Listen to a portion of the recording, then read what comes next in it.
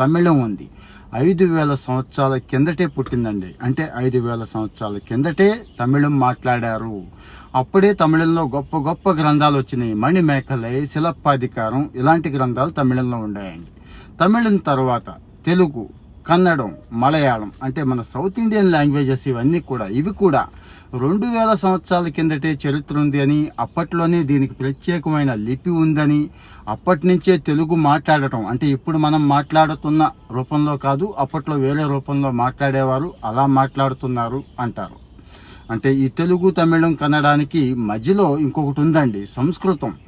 3,500 సంవత్సరాల చరిత్ర ఈ సంస్కృతానికి ఉంది అంటారండి. ఇండో ఆరియన్స్ ఉన్నారు కదా, వాళ్ళు వచ్చినప్పుడు సంస్కృతం అనేది పుట్టింది. అంటే మన వేదాలు ఉన్నాయి కదా, 4 వేదాలు, ఋగ్వేద, సామ, యజుర్వేద, అథర్వణ వేదాలు, ఇవన్నీ కూడా సంస్కృతంలోనే ఉన్నాయి. అక్కడి నుంచే స్టార్ట్ అయింది అంటారు. వీటన్నిటి తర్వాత ఒకటి ఉంది,